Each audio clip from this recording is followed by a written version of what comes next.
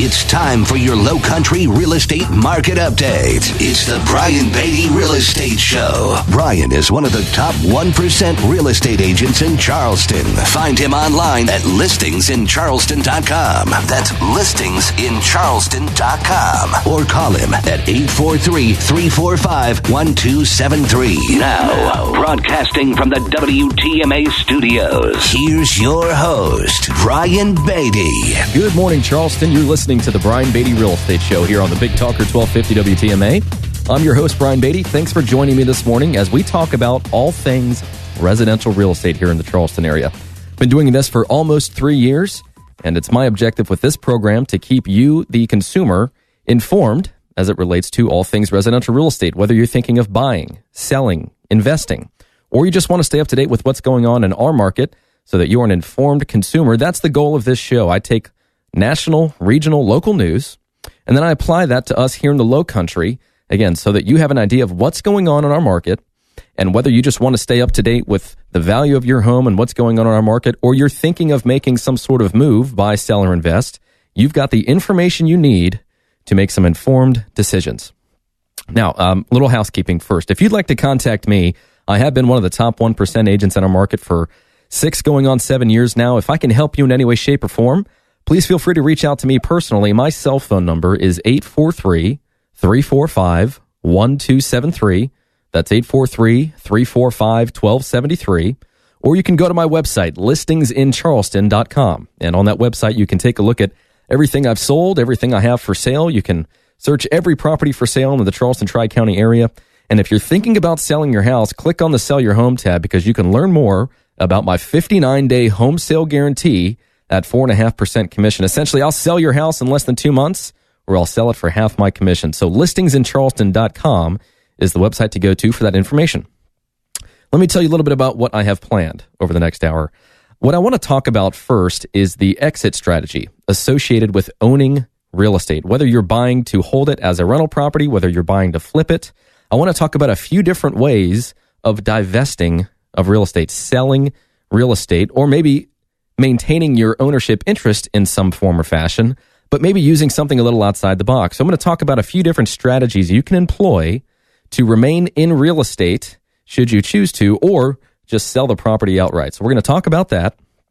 We're going to talk about selling luxury properties. I'm going to give you a luxury update for our market. Obviously, with our market, it's an incredible market to be in as a real estate agent because you have access to historic properties in downtown Charleston. You have oceanfront property, waterfront property, equestrian property, all kinds of fun stuff. It makes our job as a real estate agent very fun because we have all different types of properties we can sell. But I want to focus on the luxury market. It's not something we talk about a ton on this program, but I have seen some good positive changes in that market, and I want to talk about that. And then lastly, we're going to talk about some very straightforward questions to ask a potential listing agent if you're thinking about selling your house. I had an interesting conversation with a seller that had a lot of questions for me, and I just want to share that with you. I think it's really important when you're thinking about selling your house to interview the agent properly. So I want to help you do that. So I'm going to give you that information. Again, if you'd like to reach out to me personally, 843-345-1273 is my cell phone number, or go to my website, listingsincharleston.com. So when you're thinking about selling your house, somebody very wise once said, start with the end in mind. When you buy a property, think about how at some point in time you are going to get rid of that asset. Maybe it's your goal to not sell it at all. That's not necessarily what this portion of this program is designed for. What I want to talk about are the different ways that you can sell a property or divest yourself from that particular real estate asset. So obviously you've got the most common form, which is just the traditional sale. You hire a real estate agent to represent you to sell the property. They get you through the process. Somebody else buys it, you sell it, vice versa. That's just the traditional sale. That's what happens most of the time. Then, of course, on the flip side of that, you have a for sale by owner. You choose not to hire a listing agent to market your property and to represent you through the process. You do that work yourself. You save some commission in the process, and you sell the property without the use of a real estate agent. There may or may not be an agent on the other side of the transaction. It just depends on you, the seller, as to whether you're going to compensate a buyer agent to bring you a buyer, or if you're only interested in selling to an unrepresented buyer. which represents only 10% of buyers, by the way. But what I want to talk about first is something called seller financing or owner financing. It's something that I think a lot of people have questions about, but they really don't have a lot of information. I think they have a general sense of what it means, but they don't really understand the ins and outs of it. So that's what I want to talk about first. So seller financing, which is also known as carrying the contract, essentially takes place when an owner sells a property to a buyer, but they carry the mortgage rather than require to get their own financing. So this is done by many types of investors with many different property types all over the world. In a normal sale, the buyer obviously goes to a bank, they get financing for the house, and the seller receives the total sales price at closing in one lump sum. With seller financing, however, the seller is the bank. So the buyer provides the seller with a down payment directly, and they make the seller monthly mortgage payments throughout the life of a loan or until the buyer decides to refinance or sell the property. So let's just answer the basic question first. Why use seller financing? Why would that be attractive to somebody? So it's done for a number of reasons, really, but typically it's used for buyers who don't typically qualify for a normal mortgage. So think of a few different examples. It could be that the buyer is self-employed, and although they make a lot of money, their goal as somebody that's self-employed is to show as little income as possible so they can pay as little in taxes as possible. So they have all these deductions, which essentially works against them when you get a mortgage. So you've got the self-employed person. You might have someone else that has a great income and receives income from rental properties and several other sources, but they own so many rental properties that a traditional bank doesn't really want to lend to them because of the perceived risk associated with owning that amount of real estate. And if you think about the current lending atmosphere, it can sometimes make it tough for buyers to obtain traditional financing. So they might not be able to document all their income. There might be several blemishes on their credit report, although they make a really good income. There's all kinds of factors that go into why a buyer might not be able to get traditional financing. But in those instances, seller financing might be a good option for them.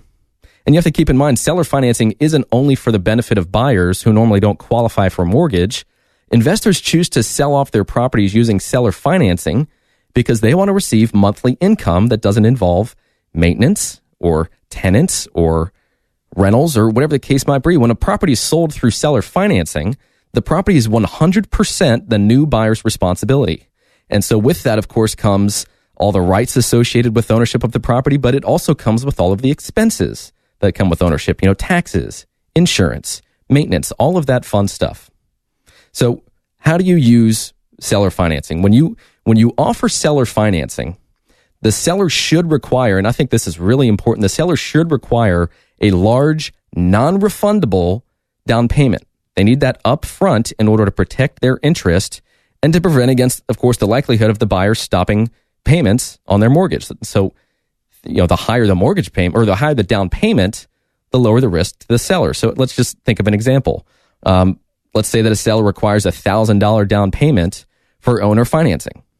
Well, there's not a lot of incentive for the buyer to uphold their obligations if the only thing that they risk is losing $1,000 and maybe getting foreclosed on. But if the down payment was, say, $30,000, obviously that buyer has more skin in the game and they have more incentive to perform. It's also important to know that the seller really needs to go through the same process that a bank would go through to determine whether or not this buyer is somebody that should be given the opportunity to use seller financing. Are they a credit-worthy buyer in some form or fashion? Are you going to get your monthly payments? Or is this somebody that more than likely is going to have to be foreclosed upon? That's a question you need to ask yourself, and that's something you need to work with an attorney on to make sure that you're properly protected. So who can sell with seller financing? Seller financing is typically used for people that don't currently owe anything on their house. They have no mortgage. The thing that's really important to know is that if you choose to do seller financing, if you choose to sell your property and you have a mortgage on it, that could trigger something called the escalation clause or the due on sale clause. So if you have a mortgage and you transfer ownership interest in your property to somebody else, that bank, your mortgage holder, might say you have to pay your entire mortgage balance right now. That's what the due on clause says. So that's something that you definitely need to take into consideration. What are some of the other risks associated with using seller financing? Well, of course, the largest risk would be that if the buyer stops making payments, you'll have to foreclose on them. So obviously in this instance, you're subject to all the laws and the foreclosure process is associated with, any other lending institution that gives a mortgage to a buyer. And you'll have to work with an attorney to make sure that you go through the process correctly and that you have to sue the buyer. And yes, that is a unattractive part of this process. But if you think about it, the benefit here to using seller financing would be, especially if interest rates start to rise and buyers have difficulty obtaining a mortgage on their own, you offer seller financing to them, maybe at a little bit of an inflated interest rate to help protect yourself and to give them the benefit of buying a house without going through traditional lending sources. And you get a little bit of a higher interest rate. So let's say interest rates go to 5% and you want 6%. If you think about it, you're getting 6% on your money, right? Where else can you go and get 6% on your money? Of course, there's risk associated with it, but that's how investors look at seller financing is what is the return that I'm going to get on that potential investment? What's the current value of that property? And how much am I going to be paid on a monthly basis? Does that return on my investment seem attractive to me, or would I rather just sell the property and invest the proceeds elsewhere? I think for those that want to stay involved in real estate in some form or fashion are going to think about seller financing if they own nothing on their property as a way of obtaining steady monthly income. So if you have more questions about seller financing, please call me 843-345-1273 or go to my website, listingsincharleston.com. When we come back, we're going to talk about lease options, the lease to purchase option. We're going to talk about 1031 tax-deferred exchanges and a few other things. So stick around. This is the Brian Beatty Real Estate Show on the Big Talker 1250 WTMA. Visit Brian Beatty's website at listingsincharleston.com. The Brian Beatty Real Estate Show continues next on the Big Talker 1250 WTMA. 1250 WTMA. Now, here's more of the Brian Beatty Real Estate Show on the Big Talker 1250 WTMA. Welcome back, Charleston. You're listening to the Brian Beatty Real Estate Show here on the Big Talker 1250 WTMA. Thanks again for joining me this morning as we talk about residential real estate. If you're just joining us, we're talking about some alternative ways of selling property or remaining in some way, shape, or form invested in real estate while not actually being the owner of the property. So we just talked about seller financing and the benefits and the disadvantages and really the definition of seller financing. And if that's something that you're interested in, if you're interested in essentially receiving monthly income on a property that you don't have a mortgage on and you'd like more information, or if there's anything else that I can do to help you real estate related, buy, sell, invest in real estate, I invite you to give me a call personally. That number is 843-345-1273. Again, that's 843-345-1273, or you can go to my website, listingsincharleston.com. On that website, you can take a look at everything I have for sale, everything I've sold, learn a little bit more about me and my experience. And if you're thinking about selling your house, click on the Sell Your Home tab, submit your contact information, and I'll give you more information on my 59-day home sale guarantee, where I essentially state that I will sell your home in less than 2 months or I'll sell it for half my commission. So listingsincharleston.com is the website to go to for that information. So let's continue this discussion about ways of divesting yourself of real estate while also maintaining some rental income and just a few different ways of exiting real estate. I said earlier that somebody very wise once said, begin with the end in mind. So we're talking right now about either doing a traditional sale or doing it yourself as a for sale by owner or using seller financing. What I want to talk about now are lease options. Something that's very popular, something was very popular a few years ago. It's been around for a long time, quite honestly. But as buyers went through the process of getting foreclosed on or they had some sort of short sale that dinged their credit, they didn't have the ability to go to a traditional lender and get a mortgage. Yet they wanted, in some way, shape, or form, to have an ownership interest in a property. So what was very popular? Lease to purchase contracts. So another option investors use as an exit strategy is known as the lease option or the lease to purchase. It's actually, the arrangement is actually two separate parts, right? So there's the lease and then there's the option. The lease is just like any other rental lease. It's where the tenant moves into the property and they make rent payments, okay? The option is a legal agreement that gives the tenant the legal right to buy the house at a predetermined price in a predetermined length of time. Okay? The option basically makes it illegal for the landlord to sell the property to any other investor or buyer during that predetermined time period. So in exchange for the tenant's sole option to buy the property, the tenant usually pays an upfront non-refundable option fee. That's basically applied to the purchase a little later on down the road. So let me kind of give you an example. Let's say that John and Sally want to buy a house from Bill, the investor, and they lack the down payment and the credit requirements to get a loan for themselves. So Bill, I think I said Bill, the seller, Bill has a mortgage on the property himself. He can't carry the contract, and he provides seller financing instead. And Bill does a thorough background check and a credit check, and John and Sally, the buyers, decide that they would be a good candidate for this. So the parties both sign a lease and an option agreement. They give John and Sally the right to buy the house for $100,000 at any point in time in the next 2 years. And in return for that, John and Sally, the buyers, provide a $5,000 option fee, and they move in. So if you think about that example, there are a few different endings that might occur in this situation. Of course, John and Sally, the buyers, are able to get traditional financing within that 2-year period.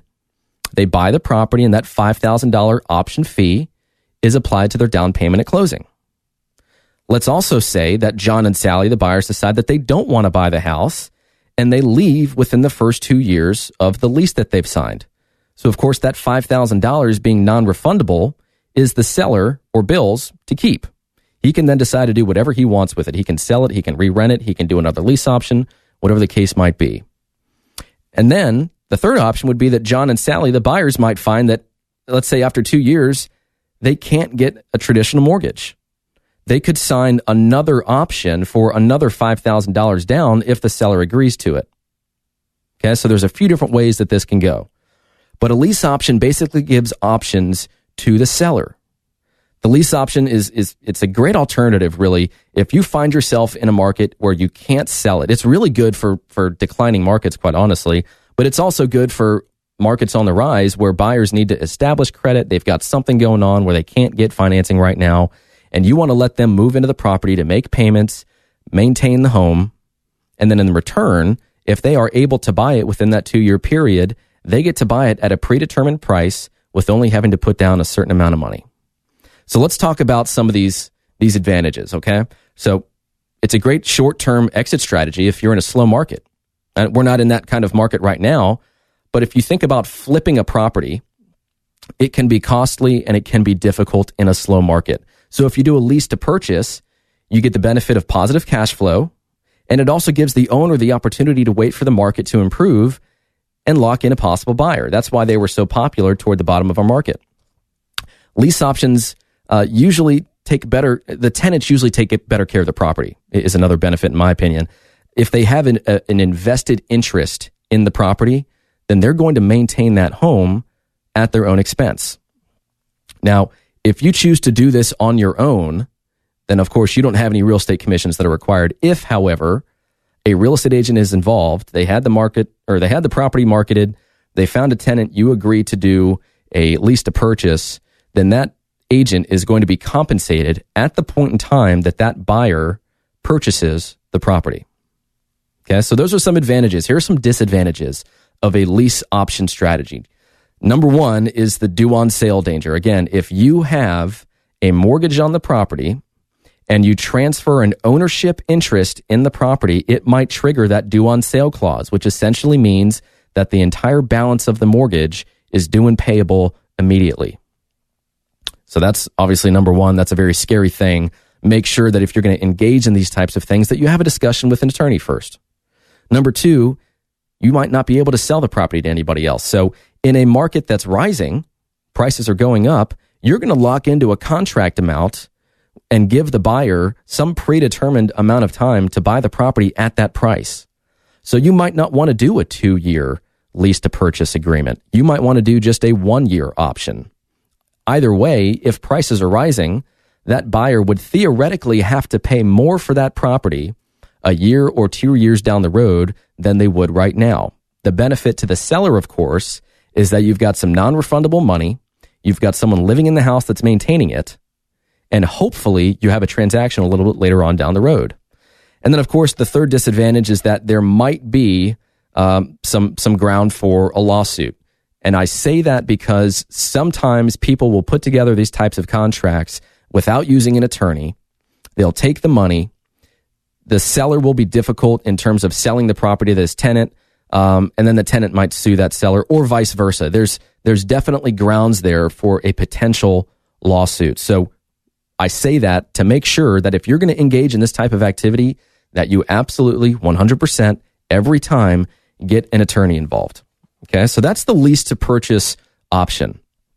I think it's a great way for investors to buy and hold real estate, maintain some rental income while they're waiting for that buyer to purchase the property. But I think in my mind, the biggest disadvantage, of course, outside of that buyer not qualifying, would be that you're locking into a price right now that might be lower than what you could sell that property for a year or two down the road.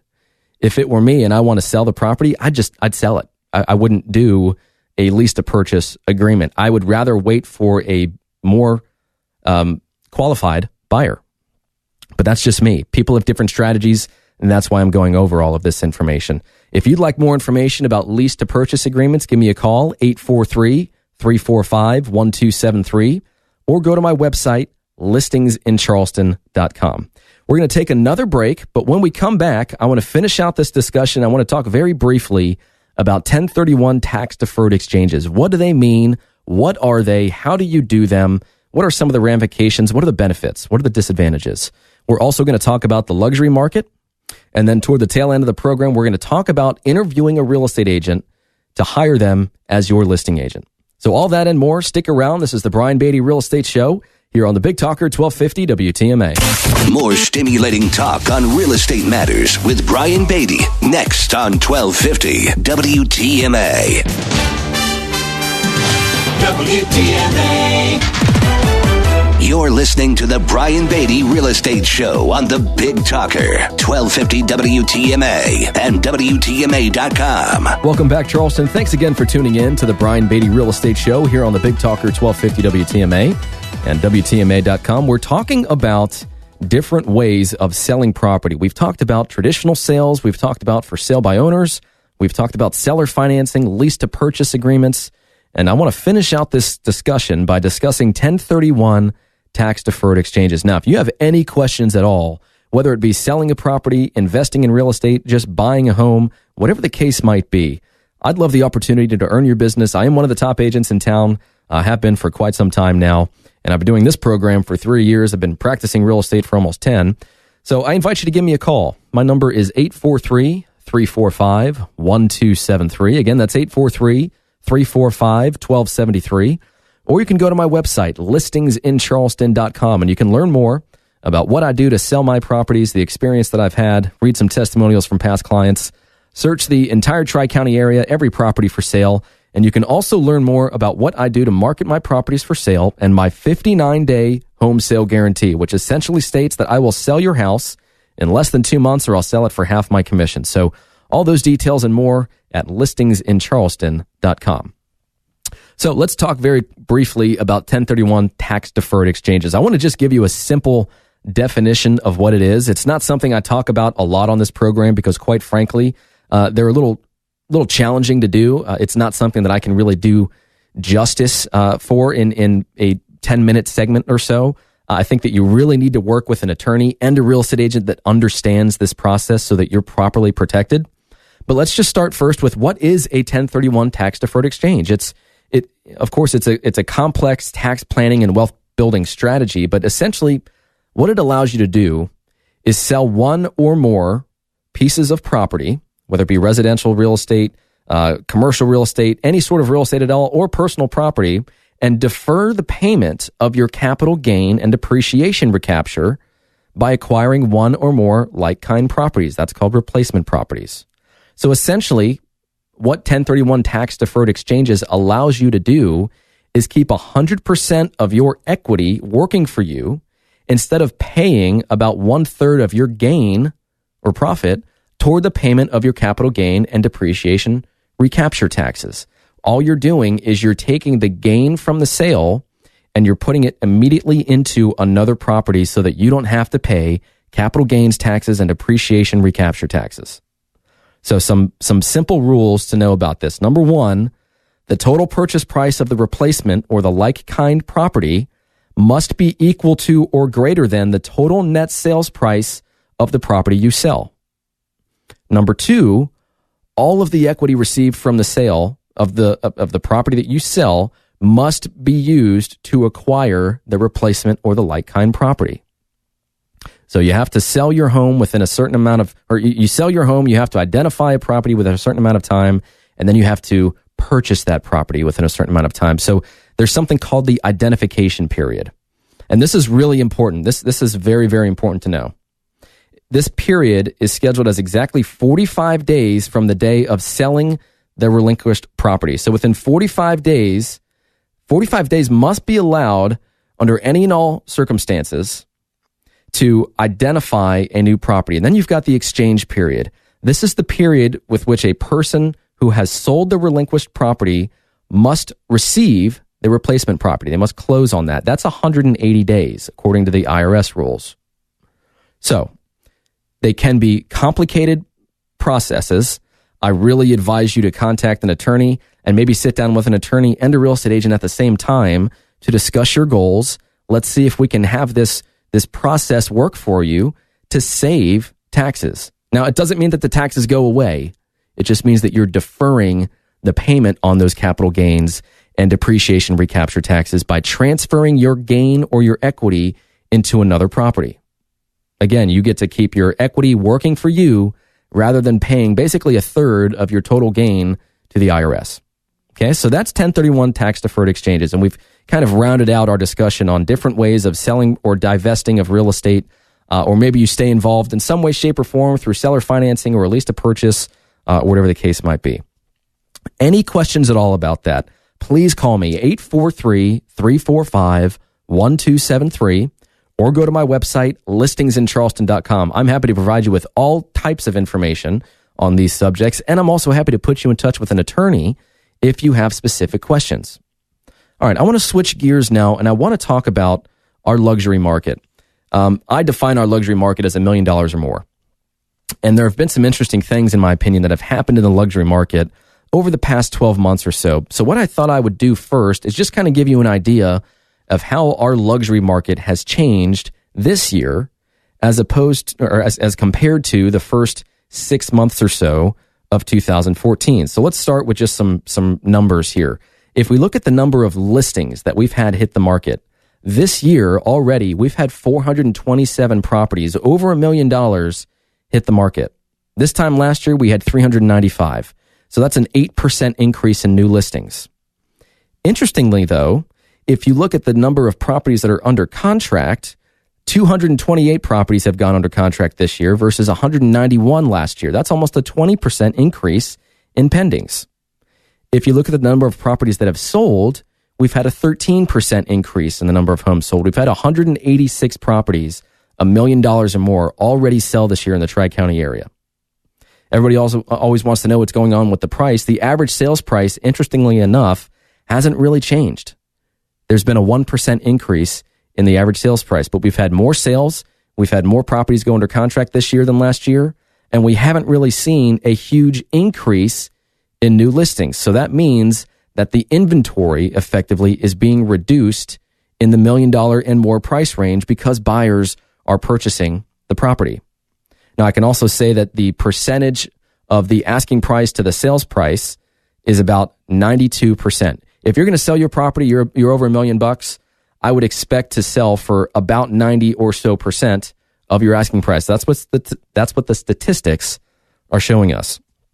So I wanted to give just a few quick tips with regard to selling luxury real estate. It's something that's happening more and more in our market. Obviously, as our market improves, buyers are more comfortable with spending more money. There are more buyers out there with money to spend. So we're just overall, market dynamics supports growth in the luxury sector of our market. So let me just give you a few quick tips if you're thinking about selling a luxury property. Number one, and I firmly believe in this, making the right first impression. We're talking about things like curb appeal, landscaping, staging, paint colors, whatever the case might be. You only have one opportunity to make the right first impression. And although our market is doing better than it has been in years past with regard to the luxury market, buyers are still finicky. They're still picky. They still expect a move-in ready home. Personally, I think staging is incredibly important. I have shown countless homes at this point in time, and I know what turns buyers on and what turns buyers off.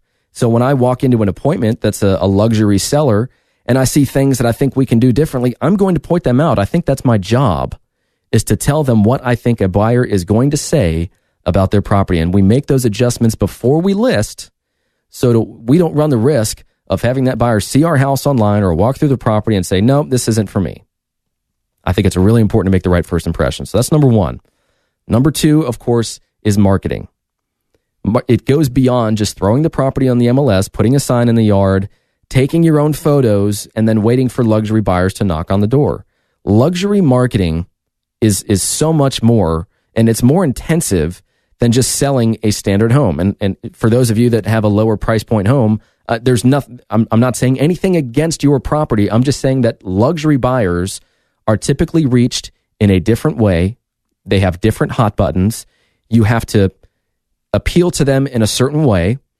And you absolutely 100% have to be on your A game if you're a real estate agent, because they didn't get to the point where they can buy $1 million home by accident. They're savvy buyers. They know what they want.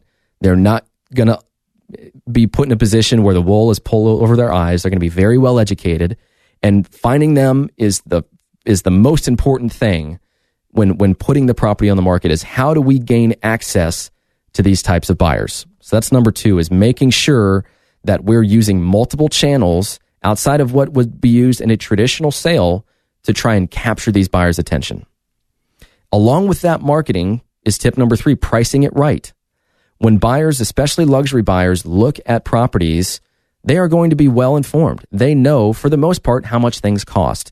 So let's say that, as an example, you did a $100,000 kitchen renovation on your home, but you used some very specific materials that might not apply to a broad audience. Now, I'm not here to say, of course, that your kitchen is ugly. That's not what I'm trying to say. What I'm trying to say is that in this price range, here is the standard. This is what buyers expect. It might be that you have a $2 million home, but you have a kitchen from 1980 that hasn't been touched in 20, 30 years. So it's important for us when we price the property to take all of those things into consideration, because we essentially, as it goes back to tip number one, we get one shot to capture that buyer immediately. They're going to see it online. They're going to see it in print media. They're going to see it in some form or fashion, and they're going to make an immediate decision as to whether they believe that home is priced correctly and that it is of value to them at that price or not. If it's not, then the only way to recapture their attention is to change something about the listing, which usually comes in the form of a price reduction or physically altering the property to curtail to their needs. Again, it goes back to setting the right first impression, and it's really important that you do that with regard to price. If someone sees an overpriced listing, they might not take you or your property seriously, and that's just the honest truth. Number four is being patient throughout the process. Look, there are not as many buyers in this price range as there are for somebody looking at a $200,000 house. So we have to completely package this property in a way that appeals to them as much as possible. And then we have to wait for the marketing to do its job. We have to wait for buyers to find the property through all the different lines that we put in the water so that when they bite, we can try and reel them in. Tip number five is working with, not against, your agent. I have had multiple sellers where it's almost like they're keeping secrets from me and they're not sharing with me things that I need to know so that we can operate on the same set of standards and expectations. I want my sellers to tell me what their goal is. I want to be able to honestly tell them what the market supports. And if our goals and our expectations align, then there's no reason why the property shouldn't sell. If, however, the seller says, I want X for the property, and that's just too high, I want to be able to tell them that so that we don't go through the process of marketing their home for 6 or 12 months, put them through the process of trying to sell it, have people walk through the door, and then it just not sell and it be a big waste of time. Agents that tell the truth and that are upfront with their sellers, in my mind, create trust. And that's what's needed to sell not just luxury properties, but every property. And then the last thing I'll say is that consider throwing in some incentives. Maybe you include some furniture. Maybe you include a boat. There are several things that I've seen luxury sellers do to pique buyers' interest. But I think in this particular tip, you have to be a little bit of a chameleon. You have to understand what that particular buyer wants, and then ask yourself whether or not you're willing and able to play to their needs, their wants, their desires to ultimately get a deal done. If you're thinking about selling a luxury property, you want more information on it, I'd love the opportunity to speak with you about that. Again, contact me, 843-345-1273, or go to my website, listingsincharleston.com. We're going to take one more break. We're going to talk about interviewing a real estate agent and the important questions you need to ask right here on the Brian Beatty Real Estate Show on the Big Talker 1250 WTMA. Find Brian Beatty online at listingsincharleston.com. The Brian Beatty Real Estate Show continues next on the Big Talker 1250 WTMA. The Big Talker WTMA. Now, the Brian Beatty Real Estate Show continues on Charleston's Big Talker, 1250 WTMA. Welcome back, Charleston, and thanks again for tuning in to the Brian Beatty Real Estate Show here on the Big Talker, 1250 WTMA. This is the point in time where I really just like to say thank you for tuning in. I appreciate those that listen to the show on a consistent basis or for the first time, and then call me for advice, whether it be just a simple question or you're considering buying, selling, or investing in real estate and would love the opportunity to earn your business if you're in that position. So feel free to contact me personally. My phone number is 843-345-1273, or you can go to my website, listingsincharleston.com. On that website, you can take a look at everything I have for sale, everything I've sold, search the MLS, read some testimonials, and if you're thinking about selling, you can learn more about what I do to market my properties for sale. And you can also learn more about my 59-day home sale guarantee. So again, listingsincharleston.com is the website to go to for that. So we've talked about a lot on this program already. I want to finish out this hour by talking about the questions that you need to ask, or you should ask, your real estate agent if you're considering selling your house. I had a listing appointment a little earlier in the week, and it seemed as though this seller had taken a bunch of different checklists from a few different websites, and she put together this document that I'm surprised she didn't ask me what my favorite color was or who my favorite band was. I mean, there were so many questions on this checklist that it took quite a long time, but happy to answer them because I think it's important for real estate agents, of course, to be truthful and to be asked these questions, and it's important for sellers to feel empowered and comfortable enough to ask them. You'd be surprised at the number of sellers that just don't ask the question. They just work with the first agent they come across because they're there and it's easy, but they might not be the right person for you. So I wanted to give you some questions that I think are really important. And if you're thinking about selling your house, I am happy to provide you with this list directly. All you have to do is go to my website, listingsincharleston.com, submit your information, and I will send you this list of questions. And hopefully you interview me in the process. But if you don't, that's obviously your choice, but at least you have the information so that you're making an informed decision about the agent that you choose to hire to sell your house. So here's some questions. Number one, first and foremost, how many homes and of what type have you sold in the past 6 months and year and 2 years and 5 years? What I'm looking for in asking that question is there consistency? Are you a consistent closer? Equally as important, in my opinion, is how many homes of yours did not sell?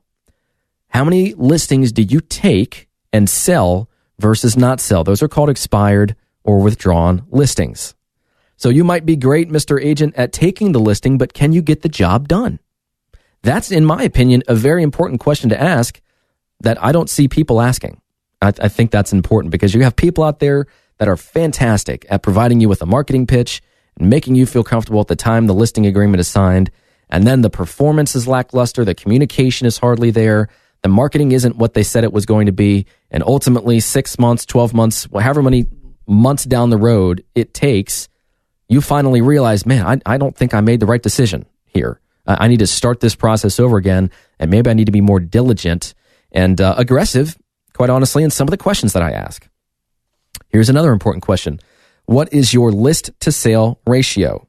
In other words, if you list a home for $500,000, on average, what is that home going to sell for? I mean, for me, it's 98% of my asking price because I price my homes well, and I'm willing to walk away from homes that aren't willing to price their homes correctly. I have no interest in taking an overpriced listing or working with a seller that does not have realistic expectations with regard to price, because what's going to happen is they're going to be stubborn about reducing their price after they don't get showings. And then they're going to fire me and say, sorry, Brian, you didn't get the job done at my price. And then they're going to go and they're going to talk with a whole bunch of other real estate agents. They're going to give them the price that I told them to list for initially. And they're finally going to say, yeah, you're right. We probably need to reduce our price. And then another agent is going to get the listing at a better price. I would prefer to be the agent that gets it at a better price rather than spin my wheels and try and create a sale where the market doesn't support the price that we're asking. I'm not trying to be difficult with sellers. I'm just trying to be honest with them. I want them to know what the house is realistically worth. And if that works for them, great. I'll get the job done. I'll create results. But if we're talking about listing a house at $500,000 that's worth $425,000, I'd prefer not to take everybody through that process. I would prefer to just say, best of luck to you. I'm sorry, but I can't help you at that price. Okay? I think that's important. Important question, what is your average days on market? I mean, for me, it's 39 days, but for some people, they take the listing at a higher price with the idea that at some point in time, they're going to ask the seller to reduce it once they've created some trust. And then at that point in time, they might be able to get the seller to sell the property. Again, I would prefer to price my homes correctly, because when you sell it in the first 2 months, the statistics are there. You sell it for more money. Okay? Of course, what's your marketing plan? Get that marketing plan in writing. What does it include? Does it include marketing on different websites? Do you pay membership fees to those websites? Do you pay for professional photography, virtual tours, color brochures? What is it that you're going to do to sell my house? Do you conduct open houses? Do you believe in them? Why or why not? How often do you do them? Tell me the results that you get from doing open houses. Obviously, an important question. What price do you recommend me listing my house for? In my opinion, the best thing that a seller can ask me is, what do you think my house is worth? Before the seller tells me, this is how much I want for it. I would much prefer to tell them my honest opinion of price without having judgment be clouded by the number that they want out of the sale. But more often than not, listing agents will try to get that price out of the seller and say, hey, what do you want to sell the house for? And what's your number? They'll tell them that. And if it's below what fair market value is, then they may say, yeah, that sounds like a great price. Let's do it. And then they might not sell your home for as much money as you could potentially sell it for, because they realize, wow, they want to price their house under market. They're either motivated or they're misinformed, but either way, this should be a pretty easy sale for me. Here's an important question. Why should I hire you? What are you going to bring to the table that's different from the myriad of other real estate agents out there that want my listing? Okay. Are you a full-time agent? Do you do anything else other than sell real estate? Here's an important question. Do you practice dual agency? Do you often represent both parties to the transaction? Why or why not? It's important to ask that question, because in the event dual agency occurs, there are certain things that the real estate agent can and cannot do for you. We are basically operating with limited abilities. There are just certain things that we can't do when we represent both parties to the transaction, because we have to be fair and honest and protect the confidentiality of both clients. Okay. Are you planning on taking any vacations anytime soon? Are you going to be available if I need you? How quickly do you call people back? What can I expect from you in communication? And then lastly, what do you think of my property? What do I need to change? Tell me honestly so that we can sell our property. Are there any questions that I should have asked that I didn't? Is there anything else that is important to you, Mr. Agent, that we need to discuss? I think it just goes back to having an open dialogue and making sure that at that point in time that you interview the agent, you feel comfortable with the questions and the answers and the track record, the experience, the marketing plan, everything that they tell you they're going to do. And then lastly, ask for some testimonials. So if you'd like this list, or if you'd like to contact me, you're thinking about selling your property, please go to my website, listingsincharleston.com, or give me a call personally, 843-345-1273. Enjoy the rest of your weekend, and thanks again for tuning in to the Brian Beatty Real Estate Show. Join us for another edition of the Brian Beatty Real Estate Show next Saturday morning from 8 till 9. Contact Brian Beatty online at listingsincharleston.com. That's listingsincharleston.com. Or call him at 843-345-1273. 843-345-1273.